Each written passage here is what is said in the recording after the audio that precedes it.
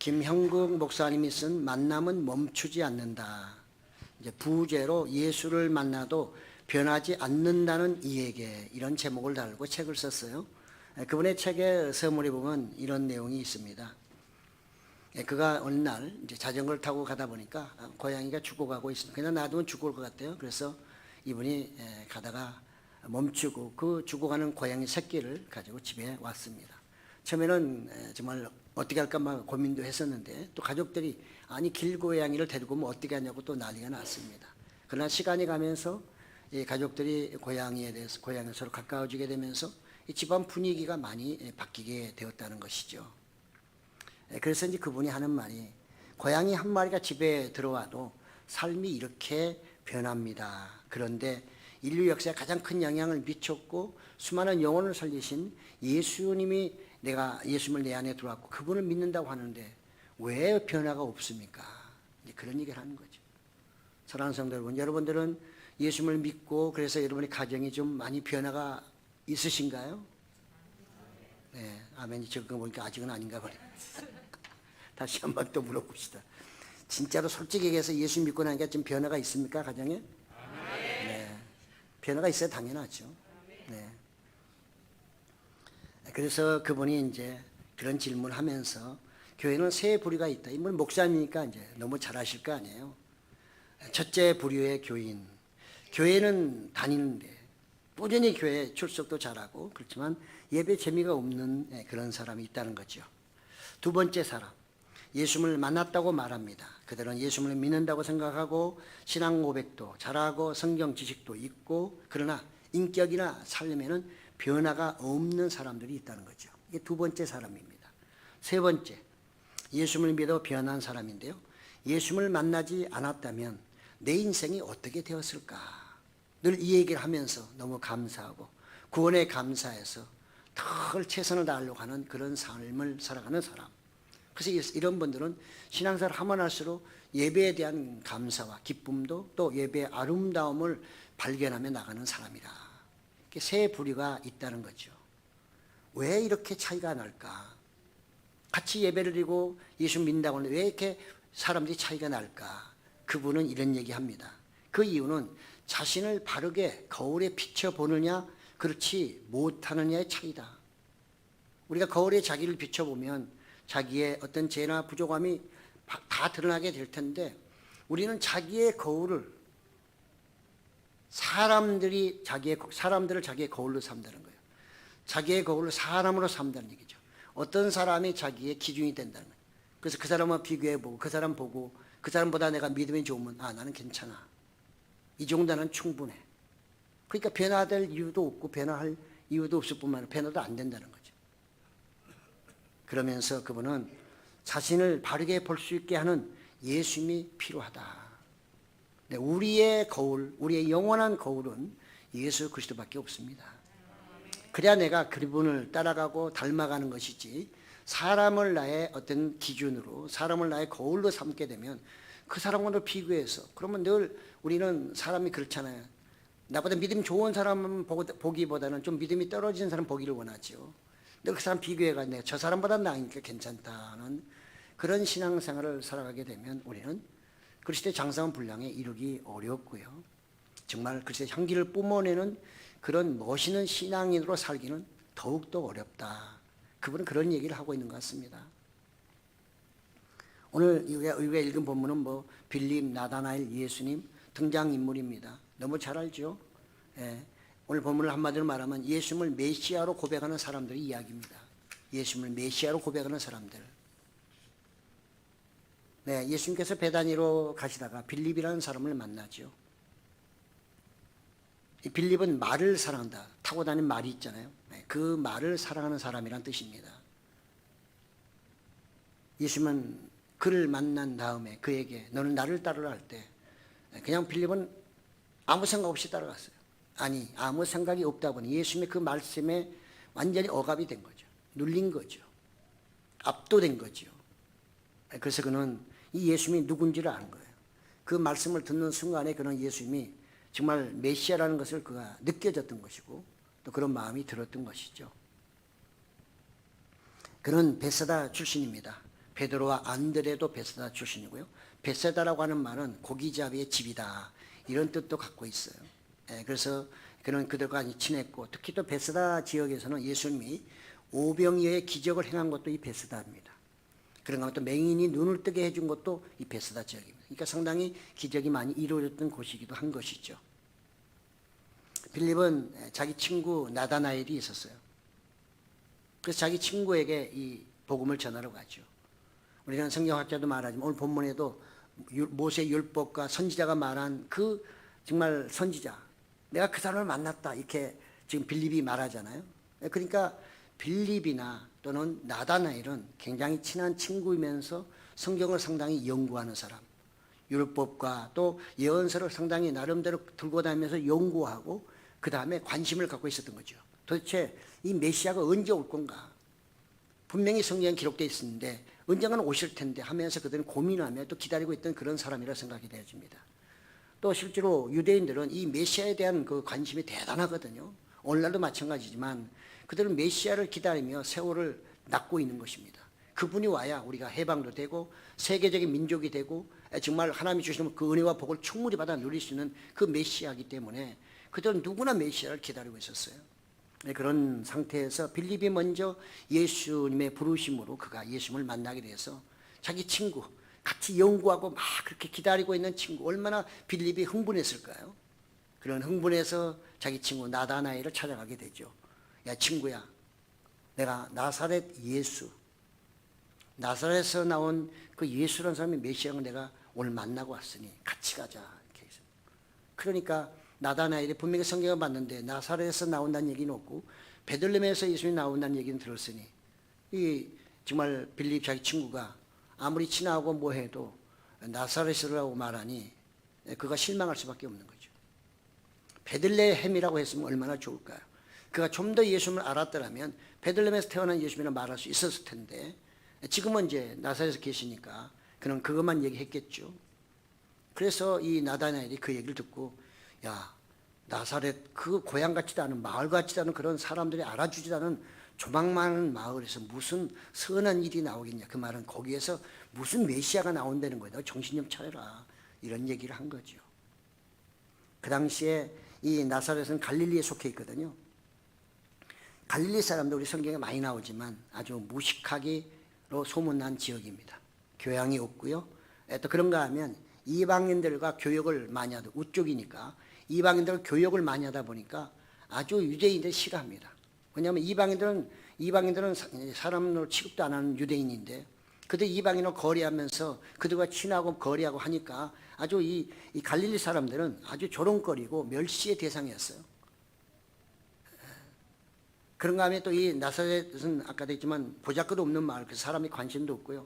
특히 또 그 당시에 그 갈릴리 지역에서는 이렇게 광신자들 또는 거짓 메시아들이 많이 다니면서 이렇게 또 거짓 복음을 전하고 사람들을 유혹했다는 거죠.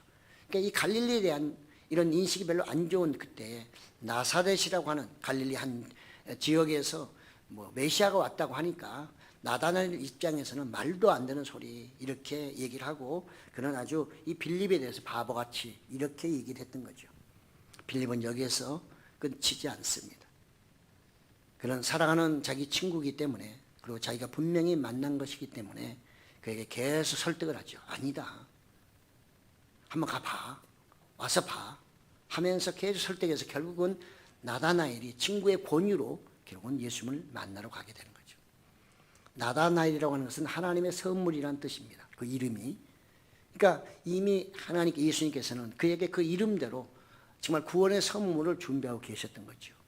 우리는 많은 신학자들이 이 나다나엘이 나중에는 그 예수님의 제자가 되는 바돌로메와 동일한 사람으로 보고 있습니다.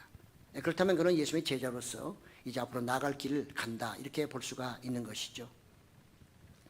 예수님과 나다나엘이 드디어 만나게 됩니다. 오늘 본문에 나왔지만 이제 나다나엘이 예수님을 향해서 가고 있을 때 예수님이 먼저 그에게 말을 거시죠. 야, 저 사람이야말로 참 이스라엘 사람, 거짓이 없는 사람이다. 이렇게 얘기를 먼저 건넵니다.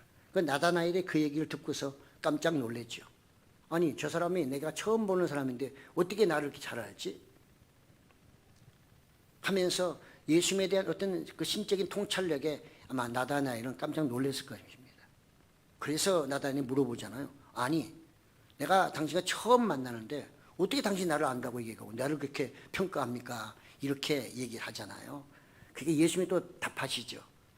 네가 빌립이 너를 찾으러 가기 전에, 너를 만나서 나 오기 전에 이미 그 전에 네가 무화과나무 밑에서 네가 보고 있는 뭔가 보고 있다. 그 안에 무화과나무 아래 앉아 있는 것을 내가 보았도다.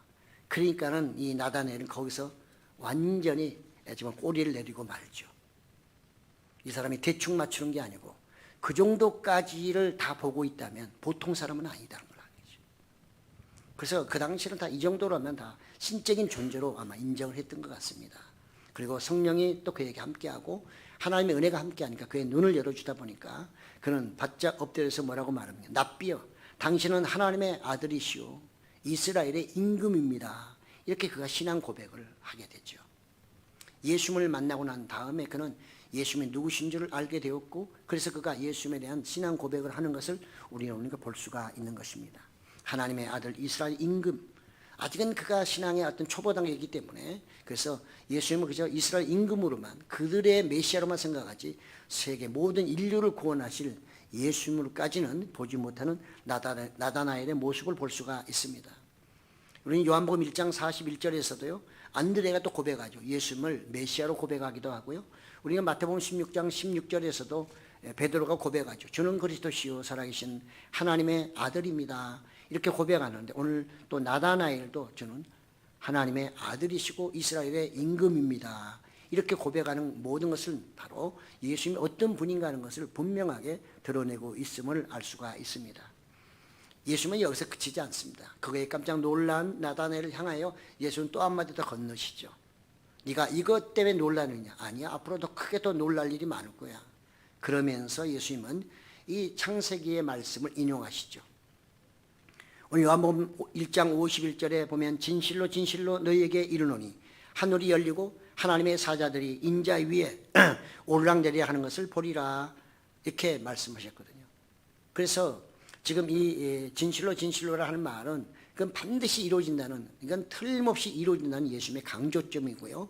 나가서 지금 예수님이 왜 굳이 이렇게 나다나엘에게 갑자기 뜬금없는 창세기에 야곱의 사닥다리 얘기를 끄집어냈을까 하는 것이죠. 그것은 바로 이제 내가 누군지 앞으로 알게 될 것이다.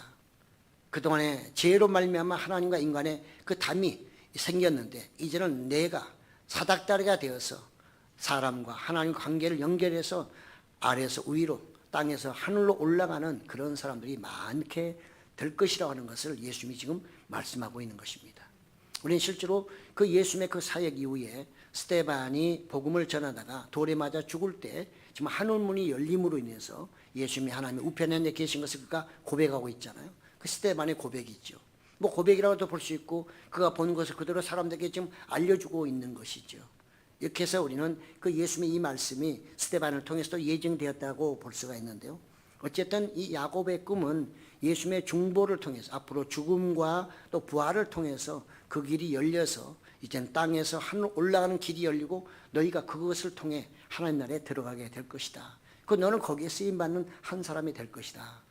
앞으로 이런 일이 너에게 일어나게 될 것인데 이것이 더 큰 일이 아니겠느냐 하는 말씀인 것입니다. 그러니까 예수님께서 왜 정말 내가 나다나엘아 네가 그 무화과나무 아래에 있는 걸 내가 보았다고 하셨다는 이유로 우리가 알 수가 있는 거죠. 이 무화과나무는 이스라엘의 그 정말 민족의 번영을 상징하는 나무이기도 하지요. 그리고 또 그 무화과나무 그늘 밑에는 휴식을 취할 수 있고 그 밑에 또 공부도 하고요. 그래서 사람들에게 상당히 어떤 명상에 시원한 자리를 내주기도 하는 것이 무화과나무 잎이기도 한 것입니다. 뭐 유대 좀 중동 지역은 그늘만 지면은 우리나라 가을날씨입니다. 놀랍죠? 습도가 없기 때문에 거기는 그늘만 지면 아주 선선합니다. 우리나라 초가을 날씨. 지금도 마찬가지입니다. 아무리 밖에 50도라 해도 그늘진 데 가면 초가을입니다. 아주 신기한 나라입니다. 그렇기 때문에 그들은 그 그늘 밑에 이렇게 해서 지내면서 휴식을 취하기도 하고 책도 보기도 한다는 말이죠. 왕상 4장 25절에 보니까요. 솔로몬이 사는 동안에 유다와 이스라엘이 단에서부터 부엘세바에 이르기까지 각기 포도나무 아래와 무화과나무 아래에서 평안히 살았더라. 이런 표현도 있습니다. 그래서 무화과나무는 그들의 앞으로 미래에 그들이 아주 평안히 살 것을 예언해 주는 그런 나무, 그런 상징적인 나무라고 볼 수 있는 거죠. 그러니까 이 나다나엘을 추측할 때 그 무화과나무 밑에서 율법과 예언서를 보면서 야곱의 얘기를 읽었다는 거죠. 예수님 말씀은 너 야곱의 얘기를 읽었지? 그 야곱이 나오잖아, 사닥다리. 그 사닥다리가 누군 줄 알아? 바로 나의 중보 사역이다. 이 얘기를 이 나다나에게 말씀하고 있는 것입니다. 그가 어떻게 이렇게 간사한 야곱이 정말 이렇게 하나님의 사닥다리를 볼 수 있는가? 이런 의문점도 많이 가졌을 거 아니에요. 그것에 대한 예수님의 답변입니다. 물어보지도 않았는데 나다나엘이 갖고 있는 그런 여러 가지 어떤 의문점을 예수님은 이 말씀을 통해서 설명해 주니까 나다나엘이 어찌 그분 앞에서 무릎을 꿇지 않을 수가 있겠어요. 예수님을 만나면 이렇게 되는 것입니다. 그러니까 오늘 김영국 그 목사님이 쓴 책에서도 아니 예수님을 만났다는 사람들이 왜 삶에 그리고 어떤 모든 어떤 그 목적이 변화되지 않느냐, 그 변화되지 않는 게 이상한 것 아니냐, 이렇게 그분이 말하고 있는 이유인 것입니다. 그렇습니다. 하나님의 시라고 하면 예수님을 만나면 그분을 구세주로 고백할 수밖에 없습니다. 나다나엘은 바로 그 하나님의 은혜로 예수님을 보고 믿었고 그래서 그를 하나님의 아들 이스라엘의 임금 메시아로 그가 고백했던 사실을 우리가 한번 생각하면서 과연 나는 예수님을 만났다면 정말로 내가 예수님에 대해서 항상 누구 앞에서도 예수님은 하나님의 아들이시고 나의 구세주 메시아라고 하는 것, 뭐 유대인에게는 메시아지만 우리에게는 구세주죠. 나의 구원주, 그분을 고백할 수 있는지, 그리고 내가 그분의 이름을 가지고 야곱의 사닥다리가 되신 예수님의 이름을 타고서 내가 천국 갈 준비가 돼 있나, 그리고 지금도 그 단계를 하나하나의 사닥다리를 계속해서 걸어 올라가고 있는지 자신 한번 돌아봐야 하는 것이죠. 우리 신앙생활은 진행형입니다. 가만히 있으면 뒤로 밀리는 것입니다. 우리는 매같이 천국 계단을 향해서 계속해서 한 걸음 한 걸음 올라가는 진행형이고요. 앞으로 전진해야지 뒤로 떨어지면 안 되는 것이죠. 그래서 신앙은 살아있어야 되는 것입니다. 예수님을 보고 나갈 수 있는 믿음이 있어야 하는 것입니다. 주님을 바라볼 수 있는 그 힘이 있어야, 그런 은혜가 있어야, 믿음이 있어야 우리는 힘있게 우리가 신앙생활을 할 수도 있고 또 나가서 다른 사람에게 복음도 전할 수가 있는 것입니다. 우리 하나교회가 그런 정말 은혜와 또 나가서 축복을 받으셔서 앞으로 더욱더 전도 열심히 하시고, 하나교회 부흥만을 위한 전도가 아니라 여러분이 만난 그 예수님을 빌립처럼 어찌할 수 없어서 감출 수 없고 견딜 수 없어서 자기 친구를 살리기 위한 그 일념으로 그가 가서 설득하고 설득해서 예수님을 만나게 했던 그 열정을 여러분도 꼭 가지시고, 그래서 많은 사람들, 많은 영혼들을 구원하시고요. 그래서 천국에 여러분의 복도 쌓이고 또 그들도 우리처럼 예수님을 믿음으로 구원받고 삶이 변화되고 인생이 변화되는 그런 놀라운 역사가 있기를, 그리고 그렇게 쓰임받는 여러분 되시기를 예수님의 이름으로 축복합니다. 오늘 말씀을 통해서 몇 가지 다시 한번 정리해 봅니다. 첫째, 우리는 오늘 말씀을 통해 좋은 만남의 축복을 위해 늘 기도하셔야 됩니다. 네, 우리는 이 인생에 있어서 만남은 피할 수 없습니다. 누군가는 만나야 됩니다. 이거는 숙명적이고 운명입니다. 안 만나고 살 수는 없습니다. 무인도에서 혼자 살 수 없는 것처럼요. 그 때문에 내가 어떤 사람을 만나느냐에 따라서 나의 인생이 길이 바뀌어버리는 것입니다. 오늘까지는 좋았지만 오늘부터 내가 다른 사람을, 어떤 사람을 만나니까 내 인생은 또 바뀔 수가 있는 것입니다. 지금까지 무난했기 때문에 내일도 무난한 것이 아니고, 지금까지는 그런 무난한 사람을 만났기 때문에 그렇지만 내가 혹시라도 잘못된 사람을 오늘부터 만나기 시작한다면 내 인생에 지금까지 왔던 것은 전부 다 수포로 돌아가 버리고 그 새로운 만남, 잘못된 만남을 통해 내 인생의 길이 또 완전히 바뀔 수 있다는 것을 항상 유념하셔야 됩니다. 그래야만 우리는 늘 하나님께 기도할 수 있는 거죠. 주님, 오늘 또 좋은 사람 만나게 하시고 축복의 만남이 있기를 늘 기도하실 수 있는 것입니다. 우리는 좋은 부모는 어쩔 수가 없습니다. 이거는 기도할 수가 없는 거니까, 이미 태어나기 전에 우리는 부모님이 계시니까 그건 어쩔 수 없는 것이고, 그럼 우리가 기도할 것은 좋은 스승 만나는 거, 그 다음에 좋은 친구 만나는 거, 좋은 직장과 동료 만나는 거, 이거는 여러분 늘 기도하셔야 됩니다. 그거 한 번 잘못 만나면, 한 번 꼬이기 시작하면 그 인생은 풀기 어려울 정도로 극단에 치우칠 수가 있기 때문에 그런 것입니다. 그래서 늘 우리는 이런 축복의 만남을 우리는 위해서 기도해야 됩니다. 빌립이 만약에, 아니 나다넬이 만약에 빌립의 친구가 아니었더라면, 빌립의 그 열정이 없었더라면 나다넬은 그냥 왔다가 사라져버리는 한 사람이 되었을 것이고, 그는 여전히 다른 사람들처럼 메시아를 기다리다가 인생 끝내버렸겠죠. 그러나 좋은 친구가 있었기에 그 친구로 인해서 예수님을 만나게 됐고, 그의 인생에 후회할 수 없는, 후회거리가 없는 그 인생을 살았다는 것입니다. 그렇습니다. 그들은 좋은 친구, 가장 좋은 친구 예수님을 만났기 때문에 그의 인생 일이 새로운 길로 발전했음을 볼 수 있고요. 그들은 그래서 세상적으로도 명예와 권세를 충분히 누리고 있었던 사람들입니다. 예수님의 제자가 된 이후에 그 권세는 당연히 주어지는 것이고요. 또 그로 인해서 명예도 오늘날까지 그들이 갖고 있잖아요. 예수님의 제자라는 것. 사랑하는 성도 여러분, 여러분들은 늘 기도하실 때 무슨 기도를 그렇게 많이 하시나요? 다른 기도도 많이 하시지만 축복의 만남, 만남의 축복을 위해서 먼저 기도하신 여러분 되시기를 예수님의 이름으로 축복합니다. 두 번째로 예수님은 우리의 신앙 고백을 원하십니다. 예수님은 제자에게 너는 나를 누구로 아느냐? 많은 사람들은 다른 사람의 신앙 고백으로 살아갑니다. 다른 사람이 예수 믿으니까 나도 그런가 봐. 저 사람이 그렇게 말하니까 나도 그런가 봐는 다른 사람의 신앙 고백으로 살아가는 그런 불쌍한 사람 되지 마세요. 예수님은 제자들에게 하도 세상의 한간에 예수님에 대한 평가가 하도 많으니까 어느 날 제자를 불러서 말씀하시잖아. 너희는 나를 누구라 생각하느냐? 그러니까 그들의 대답이 뭐예요? 세상 사람 얘기 들려주잖아요. 세상 사람들은요, 예수님을 이사야라도 하고 뭐 엘리야라도 하고 막 이럽니다. 예수님은 또 다시 질문하십니다. 야, 그거 말고 너는 나를 만난 너는 나를 뭘로 생각하고 나를 따라오느냐? 그걸 물어보신 거란 말이죠. 다른 사람이 따라가기 때문에 따라오지 말고 너는 무엇 때문에 나를 따라오느냐? 너의 신앙 고백은 뭐야? 그걸 예수님이 물어보셨고, 그때 하나님께서는 정말 베드로에게 은혜를 주심으로 주는 그리스도시요 살아계신 하나님의 아들입니다 라고 고백할 때 참으로 너에게 은혜와 복이 넘치도다. 하나님이 너에게 그렇게 은혜를 주신 것이다. 이렇게 예수님이 칭찬해 주시잖아요. 그렇습니다. 남의 간증도 필요하고 성경 말씀도 다 필요하지만 성경은 우리에게 주실 때 이 말씀을 통해 하나님 만나고 예수 만나고 성령 만나 그분의 뜻대로 살아가라고 성경을 주신 것입니다. 그렇기 때문에 우리는 내 신앙 고백할 수 있어야 돼요. 흔들리지 않는 나의 신앙 고백. 누가 뭐라 해도 아니야 기야 이렇게 하더라도 아니야. 예수님은 나의 영원한 구세주, 내 생명을 살리신 분, 그분이 없으면 내 인생은 별로 의미가 없다. 이런 신앙의 어떤 자세를 갖는 것은 우리에게 너무너무 중요한 것이죠. 누가 물어보더라도 야, 뭐 예수님 뭐하러 믿냐? 이렇게 좋은 세상에 그냥 놀러 다니지. 이렇게 아무리 미혹하더라도 아니야. 나는 그래도 노는 것보다는 주님을 믿고 내가 신앙인이 됐다는 건 나는 이게 훨씬 더 행복하다. 이렇게 신앙 고백할 수 있는 여러분이 되셔야 하는 것입니다. 그걸 주님은 원하십니다. 너는 나를 누구라 하느냐? 여러분 한번 잠시 생각해 보세요.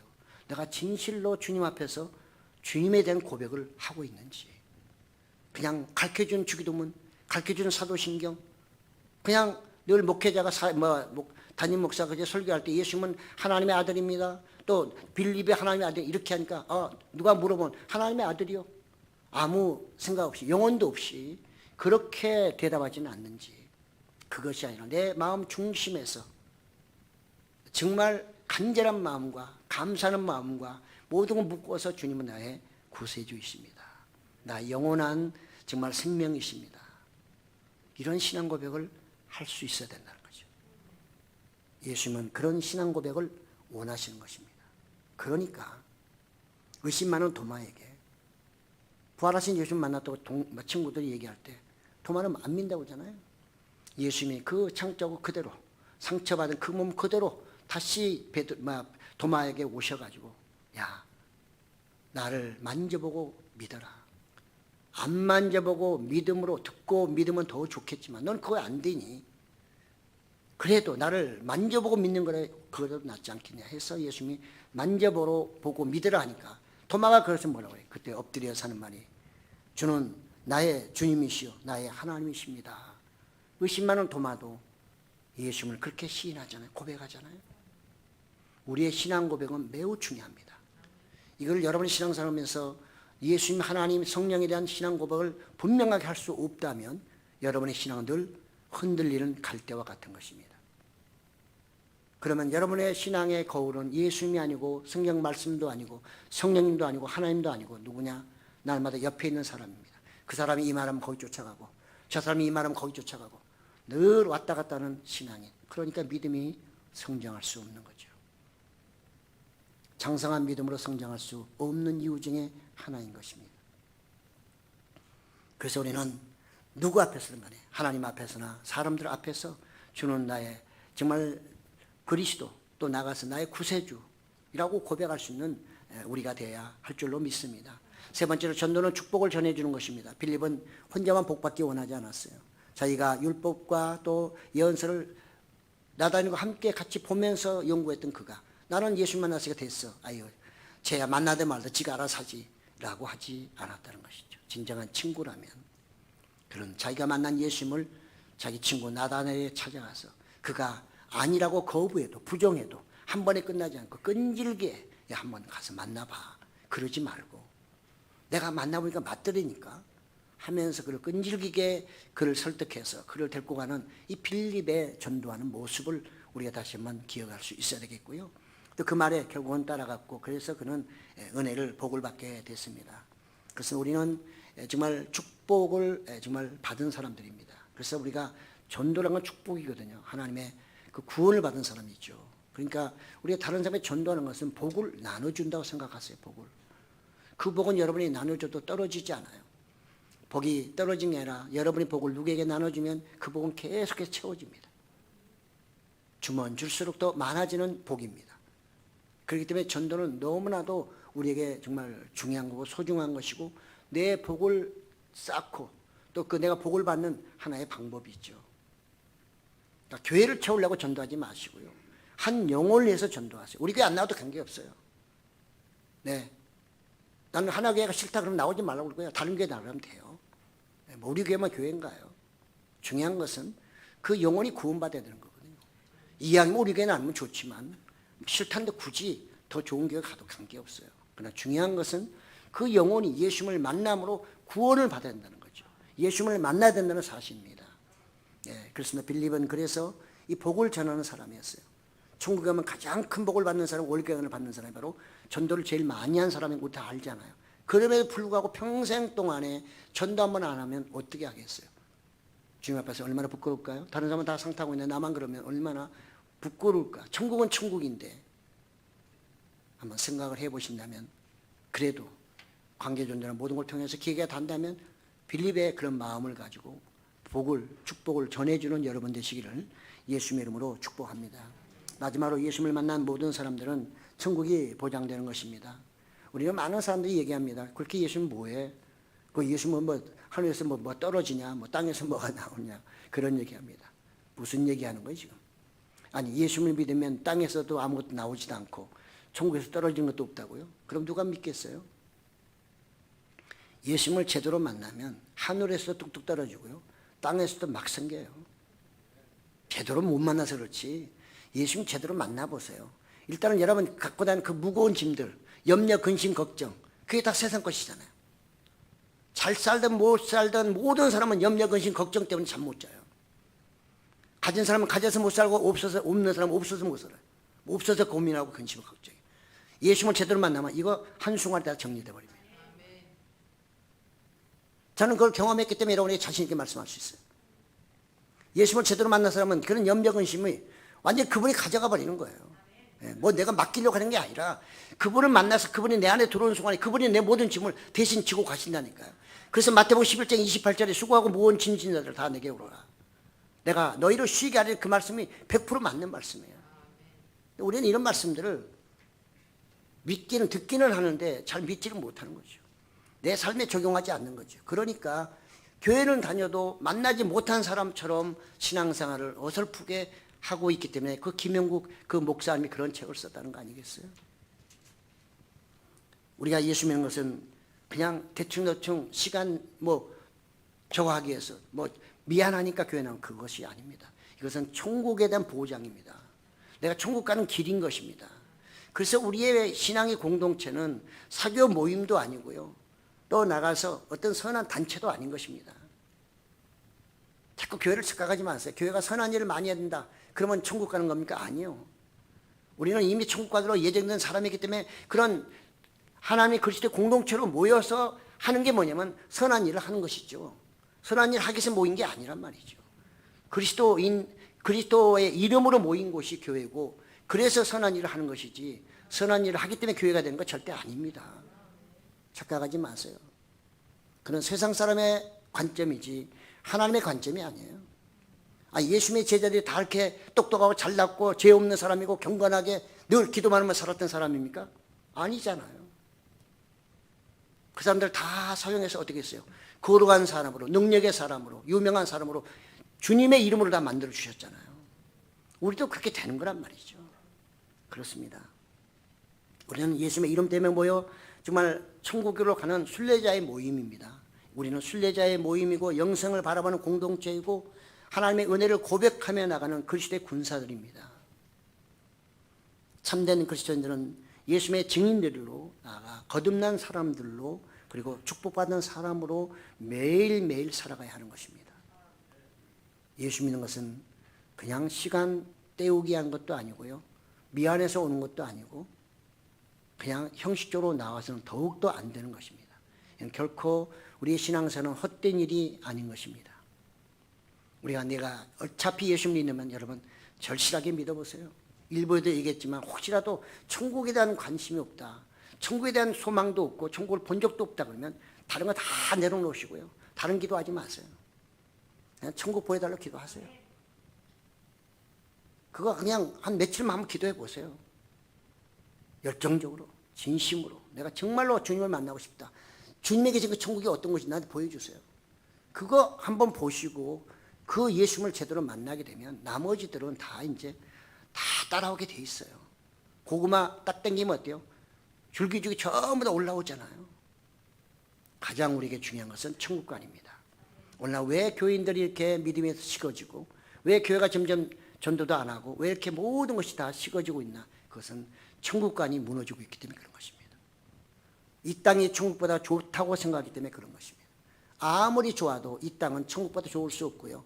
아무리 오래 가도 천국보다 오래 갈 수 없습니다. 모든 것은 시간이 되면 사라지게 돼 있고 썩어지게 돼 있고 없어지게 돼 있어요. 망가지게 돼 있어요. 무너지게 돼 있단 말이죠.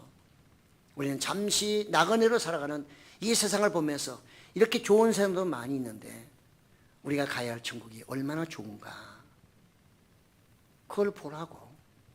하나님 그걸 보면서 너희가 고난의 길도 가고 십자가도 지고 내가 원하는 그 일도 감당하라.